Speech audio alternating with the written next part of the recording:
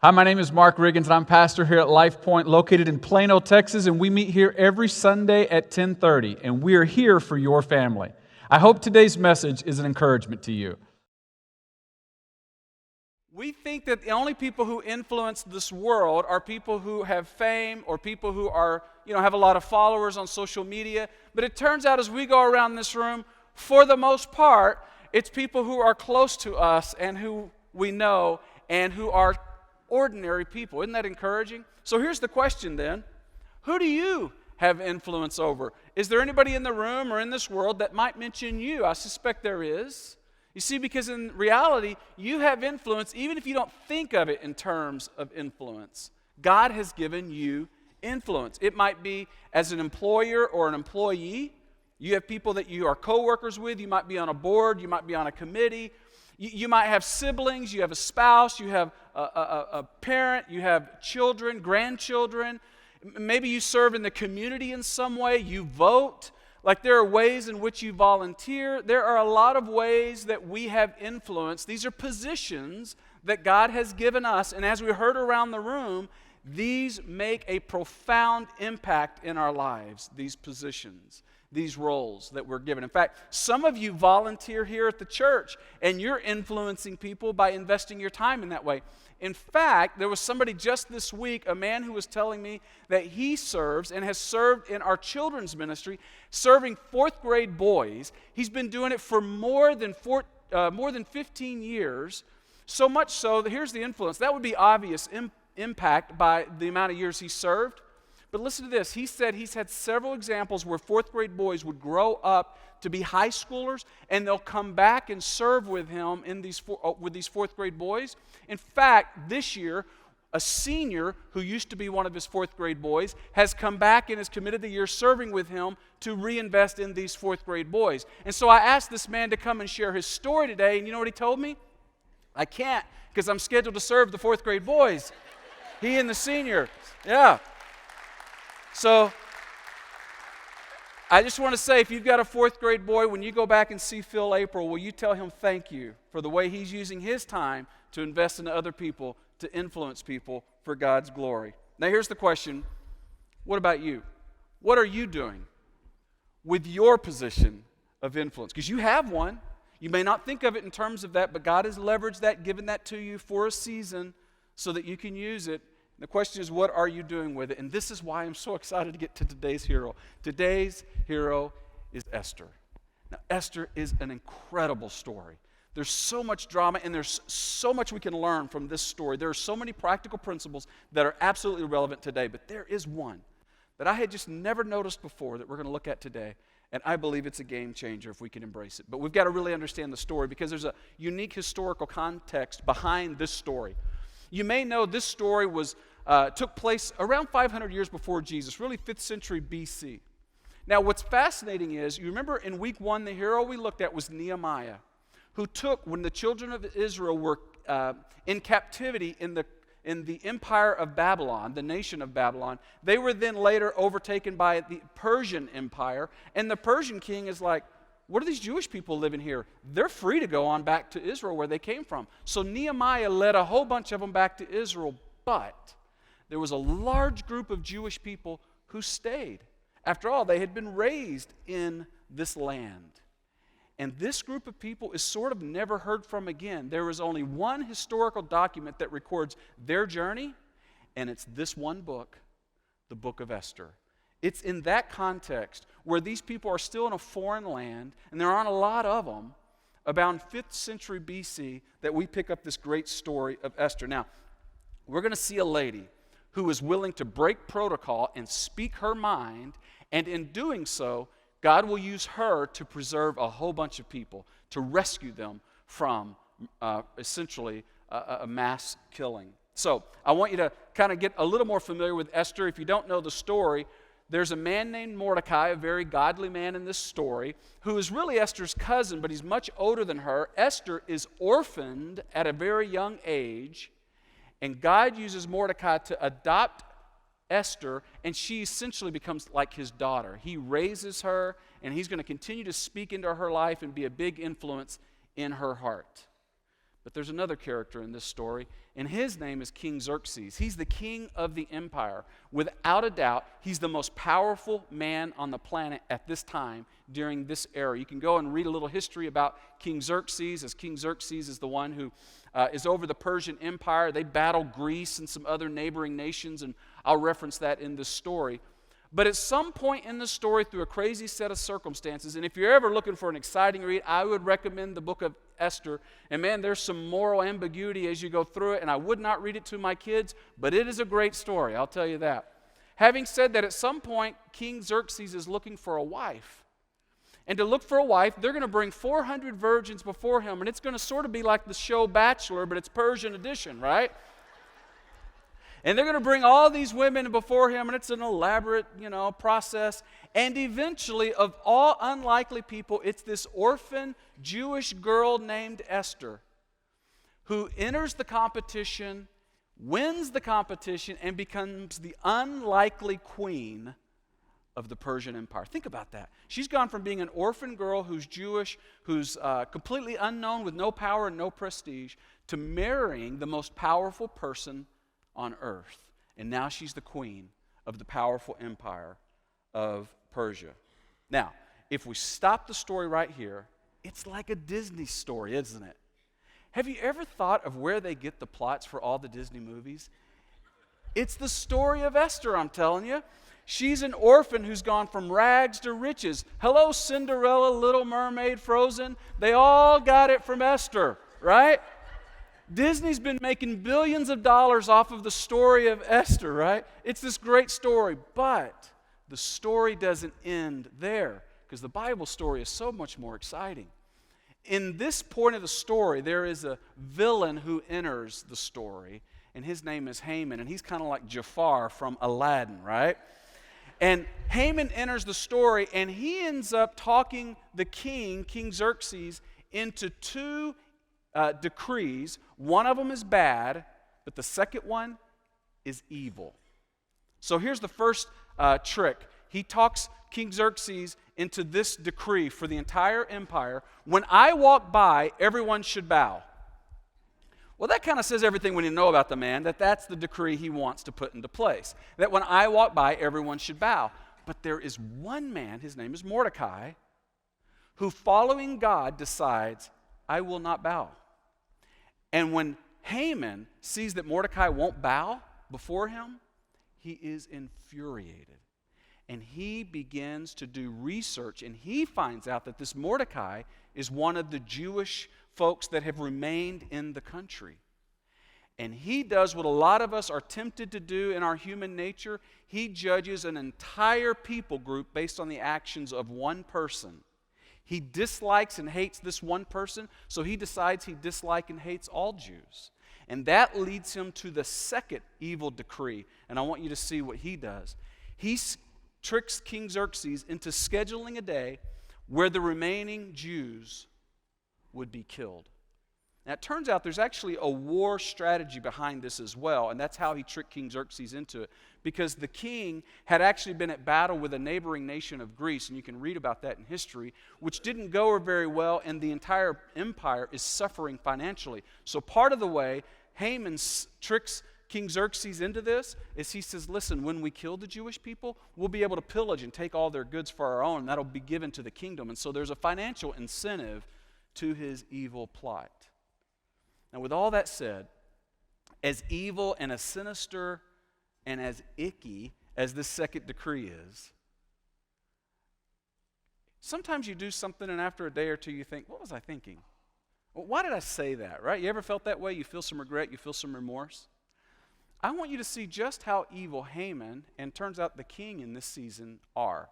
Because after the decree goes into place, so they've had plenty of time to think about it, I want you to see how they are reacting to their decision to have all of the Jews killed. And that's where we pick up the story in Esther chapter 3. If you don't have a Bible, there's one right there in the pew. You can find the book of Esther in your table of contents. I want you to join me at the end of chapter 3. That's where we'll pick up the story. And we're going to see the response of King Xerxes and Haman as they've had this evil plot officially put into place. And instead of regret, look at Esther chapter 3, In verse 15, we're about halfway through the verse, it says, "The king and Haman sat down to drink." In other words, they're celebrating, they're going to toast this new decree, and they are excited about the future. The empire will be saved by the financial windfall of removing this entire group of people from the earth. Now, there's a lot of evil in a heart that can toast the demise of other people. But how are the general public feeling? How are just the normal citizens in this headquarter town of Susa there in the Persian Empire? How are they feeling? I want you to see the rest of verse 15 because you'll see a contrast. It says, "But the city of Susa was bewildered." They're confused. They're struggling to understand. There's some chaos in their hearts. Like, what's going on? Why would there be a decree? We're at peace with these Jewish people. Why would we be exterminating an entire group of people here in our country? I mean, these are neighbors that they would go to school with, that they would shop with, that they would do life with. And they're hearing about this decree, and they're completely bewildered. And then you may wonder, well, how do the Jewish people feel? Because they're the ones who are most directly impacted. Well, look at chapter 4, verse 3 as we continue to forward through the story at how they're responding to this recent evil plot and evil decree. It says, "In every province to which the edict and the order of the king came, there was great mourning among the Jews with fasting, weeping, and wailing. Many lay in sackcloth and ashes." They are completely distraught, just like we would be, just like you would expect them to be. This is a dark night for the Jewish people in the Persian Empire. And can I be honest with you? They need a hero. They're looking for somebody who will stand up for them, who would represent them, who has influence. But here's the problem. The Jewish people don't have influence. They don't have prominence in any way. Oh, but Mordecai, he begins to look around. And as Mordecai begins to look around, he realized Esther is in a position of influence. And the king doesn't know she's Jewish, but I do, Mordecai said. And I've heard about the decree. Esther doesn't know about the decree yet. But that might just be the hero we need. And so, as we think about Esther, what we realize is Mordecai is going to go to her. He's going to begin to plead with her. But she is not immediately brave. I don't know about you, but I love that because as we look through these heroes in the Old Testament, before and after they do some great thing, there's usually fear or failure before and or after that event. That feels so human to me. It's like we saw last week. The reality is when it comes to these biblical heroes, they are not fearless and they are not flawless. They are ordinary people through whom God does extraordinary things. So when Mordecai, knowing that they are in a dark season and all of their family, all of their friends are at danger, they're really at the end of what could be their journey here on earth, they go to the one person they know who has influence, Esther. And I want you to see her less than courageous response to this request. Look at verse 11. Esther responds, and I feel like she's kind of wobbly voiced in this. And she says, well, all the king's officials and the people of the royal provinces know that for any man or woman who would approach the king in the inner court without being summoned, the king has but one law. These would be the consequences, that they would be put to death unless the king extends the gold scepter to them and spares their lives. But 30 days have passed since I was called to go to the king.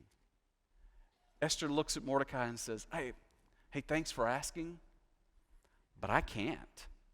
Look, the people that I'm around tell me all the time that anybody who would go to the king is going to cost them their life if they're not invited.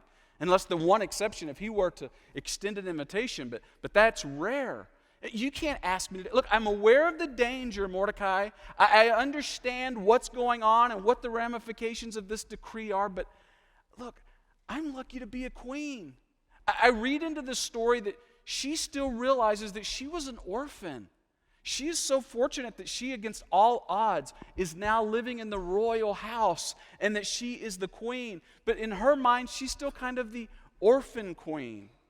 She has no business going to the king uninvited. She's not qualified to stand up in this massive moment and do what Mordecai is suggesting that she does. And I read into this story, the story clearly reveals that Esther has gotten a queen out of an orphan, but I believe her response reveals that she hasn't gotten the orphan out of the queen. And I think that's where a lot of us live, isn't it? Like God did this miraculous thing in our life in salvation, and we're excited about that.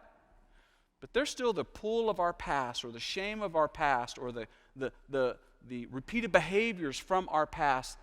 And those things are hard to break. We recognize that we stand in a royal position, but it doesn't mean that we've been able to break a past behavior.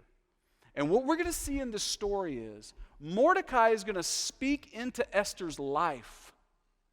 And he's going to see something in Esther that she doesn't see. And I think throughout Scripture and throughout church history, what we see is God alone can change a life for eternity. But He uses relationships to free us from our past behavior and our past thinking.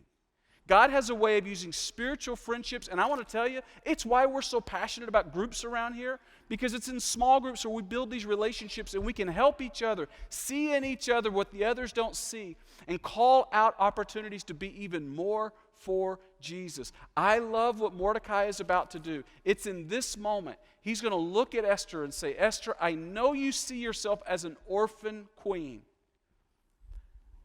but you're the queen. And God is giving you a moment. And this is going to require you to no longer see yourself as an orphan, but a queen appointed by the King of Kings. And she would have never seen that on her own, I believe. And I think some of us, we need that encouragement too. In fact, I would ask you, who in your life needs to hear what you see in them that they don't? Mordecai is about to speak up and call out Esther to become a hero. And I love this speech. It's one of the all-timers. We pick it up in verse 13. Look what it says.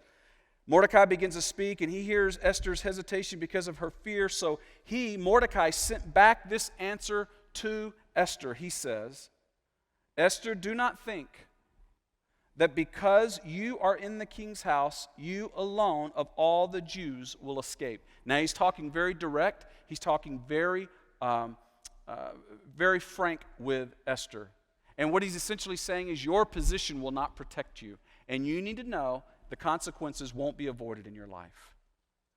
And then he goes on to say, beginning of verse 14, for if you remain silent at this time, and here he's about to say, Esther, you're not only not protected, you aren't even that important. Because look what he says as we continue on verse 14. Mordecai says to Esther, these are harsh words. He says, for if you remain silent at this time, relief and deliverance for the Jews will rise from another place. I don't know about you, but if I'm Esther, I'm thinking, oh, well, good, then I'm off the hook. Perfect. Then I'm going to go back to enjoying the royal palace. I'm going back to the spa. This is wonderful. He says, but what he's doing is he's pointing out something that I often forget. I think we naturally tend to forget. Mordecai is pointing to the providence of God. And he's saying that God will provide someone else if you don't step up. Now you think about in your own life that you are empowered to raise your children, to be an influence at your job, to influence people in your neighborhood, to share Jesus with people that you know. And if Mordecai were here, he would say, now, there are consequences if you don't, but if you don't, God will raise somebody else up. And there's part of me that thinks, well, then would I be tempted to be passive and not step up if I'm not essential? Yeah, I'm empowered, but I'm not essential. And this is where Mordecai begins to really wrestle in that tension, because he says, no, it's better than that. What this means is you can't fail. And when you can't fail because of the providence of God, you should then be more bold in your obedience to what God has called you to do. In fact, he goes on as he's pushing the issue here, and he's saying that God's providence doesn't make you passive, it gives you freedom to be bold. In fact, I would flesh that out even more and say, God's providence doesn't give you permission to be passive. It gives you freedom to be boldly obedient. And Mordecai is pushing Esther here and saying, look, don't let urgency be your response or your motivation. Instead, God is in charge. You may die, he's about to say, but what if this is why you're here? And because of his providence, you can be bold. And he might just be inviting you to be part of his action plan that will go forward with or without you.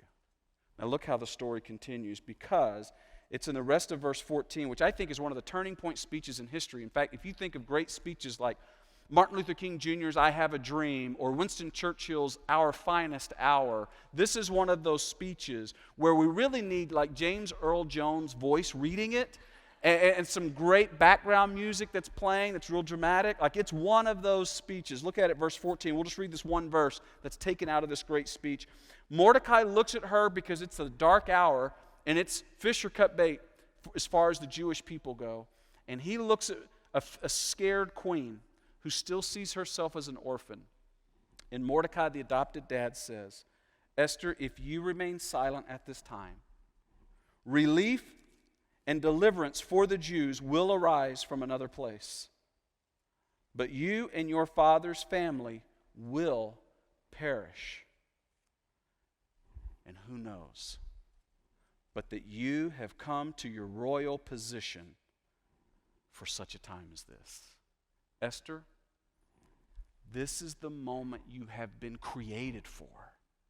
God do you ever wonder how you got from orphan to a queen? It wasn't you. God created the opportunity for you to be in this royal position for such a time as this, for such a need as is around you.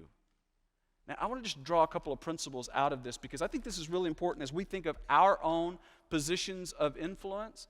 I think the reality is what we see from the story is that your influence is temporary and it is on loan from God. This is exactly when he says that you are in a position of royalty, and he says, for such a time, it won't be this way forever, as this. It is a temporary gift for you to have this influence. And I don't know if you're like me, but sometimes it's easy to think, no, I don't have the position that I have in my office or in my life because God gave it to me. No, I worked really hard. I got the education. I climbed the corporate ladder. I did all the extra work and put in the extra hours. But we have to remember, we're all smart people. The reality is, had we been born in a nation like Mongolia, we would have been born in a yurt, we would have died in a yurt, we would have been poor our whole life no matter how hard we worked. We are born in a nation with which rewards hard work, so you have that gift, but it wasn't a gift we chose, it was a gift we were given. And in this part of our life, we look at every position of influence that we have and recognize it's all from God. And it's on loan, and it's temporary. This is a stewardship issue that we have been given with all the influence that we have. But here's the bigger question. God gave you influence, but he gave you influence for the benefit of others. Haman wanted to use his influence for himself. Everybody will bow when I walk around, right? But all of a sudden, Mordecai is calling Esther to a higher bar of using her influence for the benefit of others. And that brings us to what I think is our bottom line here today, and that is this. Your influence is on loan from God for the benefit of others. Every position that you have, every role that you have, it is temporarily given to you from God himself, and it is given to you for the benefit of other people.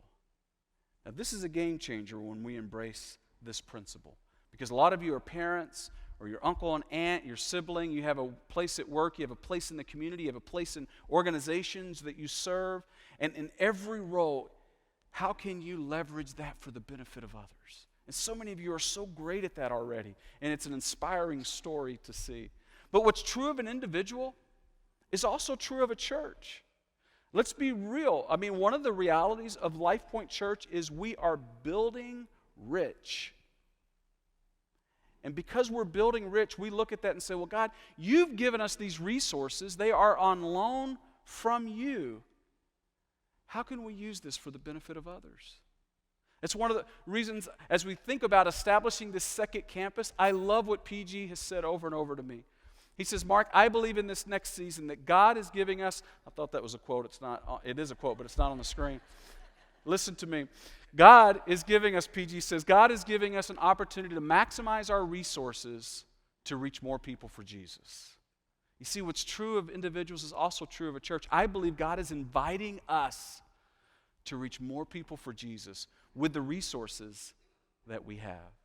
It's one of the reasons we're giving out those t-shirts today is because we realize that people that you know are most likely to say yes to an invitation to church on Easter more than any other time of the year. So we want to give them out a few weeks in advance, hoping you'll wear them, and then you'll also be inviting folks as you wear them. By the way, if you didn't get a t-shirt, they're right out in the main lobby on your way out. Make sure you stop and pick one up today.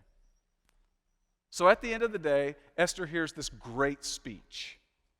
And I want you to see how she responds with courage. Immediately, in verse 15, we see her respond, and she tells Mordecai, go and gather all the Jews who are in this city of Susa.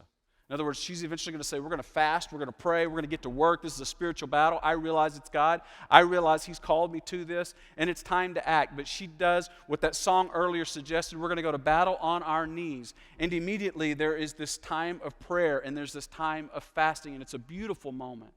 And you may think, well, did she forget that there's this risk? Because earlier she said that there's a chance that she could die. In fact, it's also Mordecai who said that you could perish, you and your family. Has she forgotten that in her boldness? But not at all. In fact, in verse 16, she goes on to kind of re-reference that. She goes, I will go to the king even though it's against the law.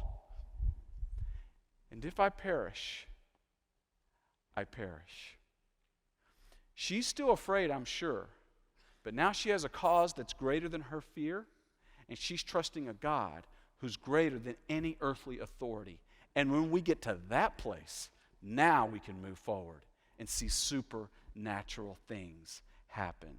And Esther is trusting the providence of God. Summarize the story. The rest of the story just goes like this. Esther ends up inviting both the king. She goes to the king. He raises the golden scepter, so she lives. That's good. And she invites the king and Haman the villain to dinner. She does it again the next night. Meanwhile, Haman is off doing this odd thing. He's building an elaborate 75-foot pole on which he plans to have Mordecai, his hated nemesis, impaled.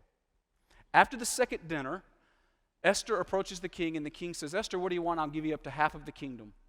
And she says and reveals that Haman is evil, and he has been plotting to kill Mordecai. And eventually he will find out that she herself is Jewish, and this decree that has been put into place will cost everyone their life. And as with this new knowledge, that it's like the lights finally came on inside the eyes of King Xerxes. And with a major plot twist, King Xerxes orders that Haman be impaled on the very pole that he himself had built. And it's poetic justice. It's a beautiful story, right? And all the people are rescued because one brave woman, Esther, recognized this principle, that your influence is on loan from God for the benefit of others. And Esther said, then I will step forward with boldness and I will be the hero in this moment. And she was, and it's such a great story. Now, I want to share something that she doesn't know I'm going to say this, but I'm almost 51 years old, and I'm blessed with great parents and siblings. I have 2 sisters. I have 4 great kids, and all of them influence me. But without a doubt, the one who influences my life the most is my wife, Ginger. Ginger and I met when we were barely done being teenagers, right, at the age of 20 and 22 in 1993, and I was in the Air Force having no clue what the future would be about, trying to figure that out. Ginger already knew she wanted to be a nurse, and so she began to listen as I wrestled. This is crazy, but it's true, I wanted to either be an attorney or a pastor. And, yeah. So I was a paralegal in the Air Force, and I just thought, man, I want to do something, whether it's defend religious liberty or go and be a pastor. These were sort of the pathways. And so what I loved about Ginger, though, is as she wrestled with this issue, she made it very clear that I am 100% with you wherever we go. And what she said then, she continues to say today, and that is, just tell me when I need to pack. And she helped me wrestle through those issues. And I'll be honest with you, throughout my life, there have been two primary voices, the Holy Spirit and Ginger, not always in that order, but those two voices. But long ago, I gave Ginger permission to tell me the hard things, and she does that with grace. And her wisdom has saved me from a lot of bad impulses and a lot of bad decisions, and it's given me courage to take steps I would have never taken along the way, because she consistently sees in me things I can't or don't see in me. So the two great gifts Ginger has given me is, one, the safety to be unimpressive, which most of the time I am, and the steadfast, rock-hard belief in me, no matter what. Ginger has been my Mordecai, who said, I see in you, I'm calling you out in this area, and I believe all of us should be a Mordecai for someone, where we look around in our life and say, who in our life needs to hear what I can see in them that they can't see in them? And I also believe all of us are positioned to be an Esther on behalf of others. And we know that because he's given us positions of influence. And it's our moment to step into that on behalf of others. So I, for one, am grateful for my Mordecai. I'm grateful for the influence of Ginger in my life. And now I just want to ask you a question. In fact, a series of questions as we close. And as you personalize this for you. First of all, what positions of influence do you hold? You hold some. Have you identified what they are and why that you have them? Secondly, would you just ask yourself, who am I allowing to influence me? And do the wise people in my life know they have permission to tell me the hard things? And then how can you use your temporary position of influence for the benefit of others? And then I might even encourage you to set a reminder on your phone that kind of gives you a prompt each day to ask, okay, today, how can I use this position of influence or the positions of influence for the benefit of others? You see, I believe we become a church full of people who leverage our influence for the benefit of others, that there will be people who drive down this road, and they may not be Christians, they may not be involved in church, but they will point at this building and they will say, I may not believe what those people believe, but man, would there be a void if they were no longer here. Because they leverage all of their influence for the benefit of others. Let's be those people. Let's be modern-day Mordecais and modern-day Esthers for the glory of God. Let's pray. God, thank you so much that you remind us that we don't have to be heroic in order to be a hero. We don't have to be without fear or without flaws. But you invite us in to moments that you place us in. We see the problem, and then we step forward fully trusting you. And God, whatever positions of influence all of us have, God, would you reveal to us how we can use those for the benefit of other people?